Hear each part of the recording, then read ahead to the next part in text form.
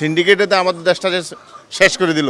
বিগত সরকারের সময়ে জিনিসপত্রের দাম যেভাবে হু হু করে উপরের দিকে বাড়তেছিল, এটা গ্র্যাজুয়ালি না, একদম র্যান্ডমলি বেড়েছে।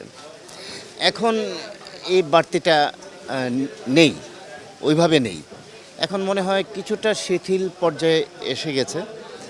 যেমন ধরুন, আমি যে জিনিসগুলো নিলাম সেগুলো এক সপ্তাহ আগেও একটু প্রতি কেজিতে 10 টাকা বেশি ছিল, এখন একটু কম, একটু স্থিতিশীলতার মধ্যে এসেছে বলে মনে হয়।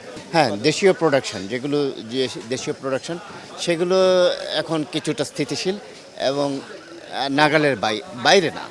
আগে তো নাগালের বাইরে ছিল। ধরেন মরিচ, কাঁচা মরিচ, আমাকে 100 গ্রাম মরিচ কিনতে হতো 40 টাকা দিয়ে।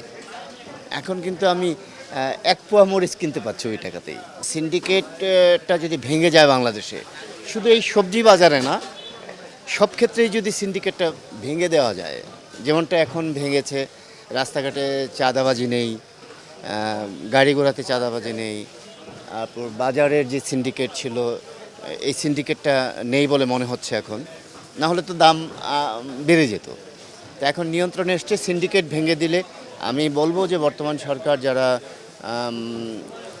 আছে, তারা যদি সব ক্ষেত্রে এই সিন্ডিকেটটা ভেঙে দিতে পারে তাহলে জনগণের উপকার হবে।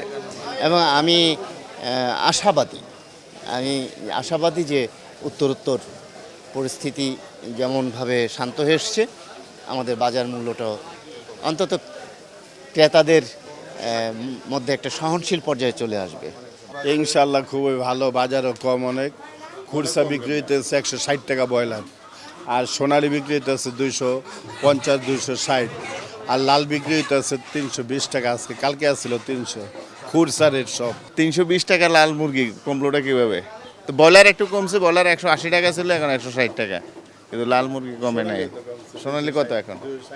260। হ্যাঁ, সোনালিও কমছে একটু, মোটামুটি ভালো। এটা তো পজিটিভলি দেখতে হবে। সিন্ডিকেটে তো আমাদের দেশটা শেষ করে দিল, এটা পজিটিভলি আমাদেরকে দেখতে হবে এখন।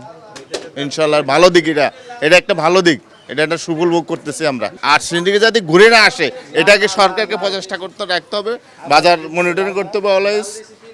বাজার মনিটরিং করলে ইনশাল্লাহ এই ব্যবস্থাটা ঠিক থাকবে বর্তমান পরিস্থিতির মতন। ছাত্ররা তো আর সবসময় থাকবে না, তারা স্কুল কলেজ ইউনিভার্সিটি খোলা হলে তারা চলে যাবে, তখন আমাদের প্রশাসন যারা আছে তাদেরকে দেখতে হবে এই বিষয়টুকু।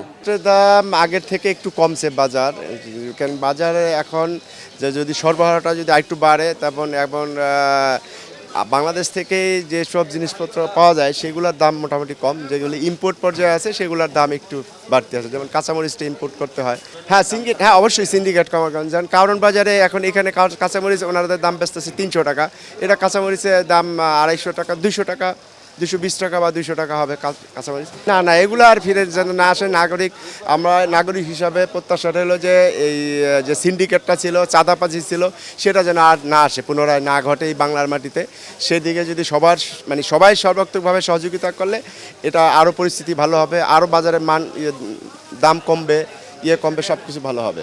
এখন স্যার আমরা সবজি দাম দিলে নিয়ন্ত্রণে আছে, আরও কমুক, সব জিনিসের দামই কমতেছে, সবাই কিনা কেটে খাক, আমরাও কমায় আইনা বেশি।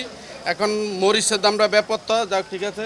টমেটো 150, কাঁকরোলা 80, পেঁপে 40, পটল 50 টাকা কেজি, বেগুন 70 টাকা কেজি, করলা 80 টাকা, উস্তো 80 টাকা, শসা 60 টাকা, গোল বেগুন 80 টাকা কেজি।